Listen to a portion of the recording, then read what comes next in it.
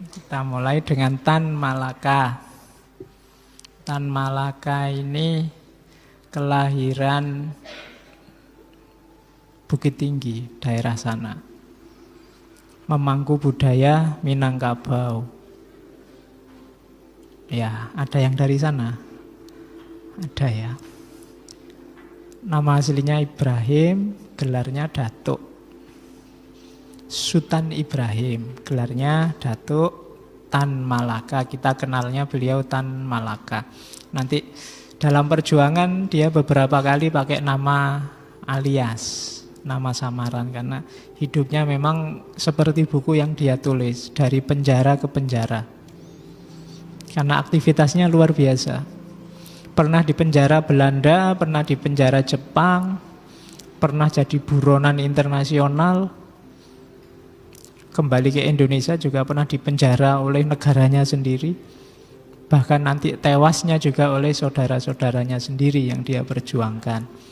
Bahkan makamnya aja jadi bahan diskusi nasional. Di mana Tan Malaka dikubur itu kan jadi materi diskusi nasional. Makamnya saja. Jadi betapa dahsyatnya kehidupan beliau. Tan Malaka itu, kalau katanya Hari Buze, salah satu dari 7 begawan revolusinya Indonesia. Jadi bagi yang suka teori revolusi, apalagi revolusi Indonesia, harus paham 7 orang ini. Soekarno-Hatta, Amir Syarifuddin, sama Syahrir, kemudian Tan Malaka, Sudirman, 6. Satu lagi Nasution. Ya, jadi 7 orang. Belajarlah tentang revolusi dari 7 orang ini dengan gayanya masing-masing. Syukur-syukur nanti kita bisa ketemu 7-7-nya di ngaji filsafat entah kapan. Ya, kalau katanya Adam Malik, Tan Malaka ini pasangannya memang Sudirman. Revolusionernya agak mirip. Dibandingkan Soekarno-Hatta lebih revolusioner Tan Malaka Sudirman. Orang-orang yang tidak mau kompromi sama penjajah. Kalau Soekarno-Hatta kan masih mau diplomasi, rundingan. Kalau Tan Malaka tidak mau. Makanya masjidnya Jenderal Sudirman itu harusnya revolusioner.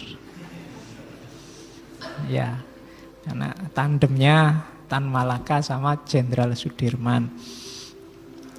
Kelahiran 1897. Meninggalnya 1949, 4 tahun setelah Indonesia merdeka. Sayangnya sampai meninggal belum sempat kawin. Jomblo sampai mati. Ya. Ayo, ini nggak usah ditiru, kamu nggak perlu. Saya pingin kayak Tan Malaka. Alasannya beda. Kalau kamu mungkin karena nggak laku. Kalau Tan Malaka nggak sempat.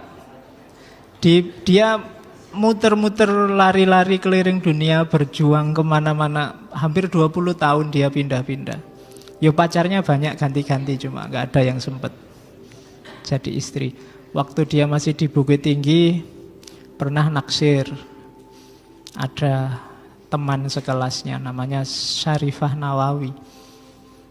Cuma nanti Syarifah ini tiba-tiba dikawinin oleh Bupati Cianjur. Habis dikawinin terus dicerai. Itu mungkin diantara yang bikin Tan Malaka marah sama feudalisme dan penjajahan itu, gara-gara itu, antara lain mungkin itu dendam. Pacare dikawini, habis dikawini dicerai. Nanti di Belanda dia juga punya, sempat dekat sama beberapa perempuan. Di Tiongkok juga pernah, di Filipina juga pernah. Ya, 1, 2, 3, 4, sudah 4 ya.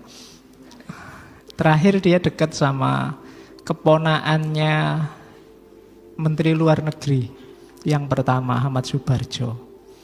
Dia dekat, namanya Paramita Abdurrahman. Sudah sangat dekat, cuma belum sempat kawin. Tan Malaka sudah menghilang. Ya akhirnya diceritakan sudah tewas. Jadi sampai meninggal sekitar umur 50 sekian belum sempat menikah. Tapi gagasan-gagasannya sangat berpengaruh dalam perjuangan revolusi Indonesia. Muhammad Yamin, Soekarno itu orang-orang di antara yang mengidolakan Tan Malaka. Maka kita harus kenal. Bahkan tahun 63 itu oleh Soekarno, beliau diangkat jadi pahlawan nasional. Dan belum dicabut sampai hari ini. Jadi masih pahlawan. Meskipun tadi ada stigma. Zaman Orde Baru, tokoh-tokoh yang distigmakan ada di kubu kiri, itu biasanya secara sengaja dibikin tidak terlalu populer. Jadi beliau tidak muncul di buku-buku pelajaran, nggak muncul, paling disebut namanya sekilas-sekilas.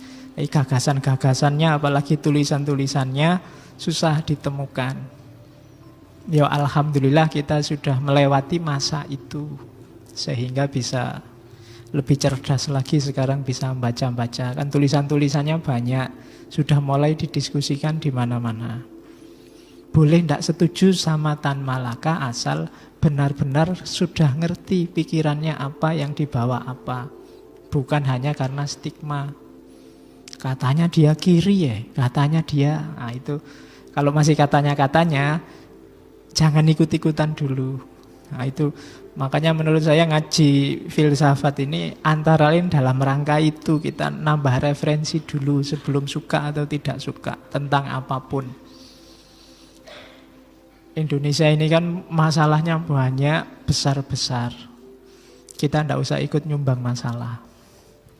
Ya, caranya gimana? Masalah itu cara mengatasinya dua. Menyelesaikan masalah atau kitanya jadi lebih kuat sehingga masalah apapun tidak mengganggu kita. Nah, jalan pertama kita susah, wong kita bukan apa-apa. Yang bisa kita jalan kedua, ayo kita bikin diri kita kuat. Ada masalah apapun kita nggak terganggu, nggak tersakiti. Jalannya antara lain ilmu, nambah pengetahuan. Itu jalan yang paling jelas bikin kita kuat. Maka perbanyaklah baca, perbanyaklah ngaji biar tambah kuat. Mungkin kita tidak bisa menyelesaikan masalah, tapi kita tangguh, tidak terganggu, tidak tersakiti oleh banyaknya masalah. Kalau tidak tangguh kan kamu baca WA aja sudah misuh-misuh. Ya kan, baca Facebook aja kamu sudah panas kepalamu. Harus tangguh. Nah, antara lain wawasannya yang luas. Oke, itu gunanya ngaji. Ya paling tidak kalau ngaji ini kan sebagai solusi sementara ketika kalian males baca-baca kan itu. Yo yang tak omongkan ini kan di buku ada semua, cuma kalian roto males. Jadi ya wis lah tak bantu bacain kan, itu aja toh ngaji ini. Ndak ruwet-ruwet. Oke, bismillah. Kita mulai ketemu sama beliau.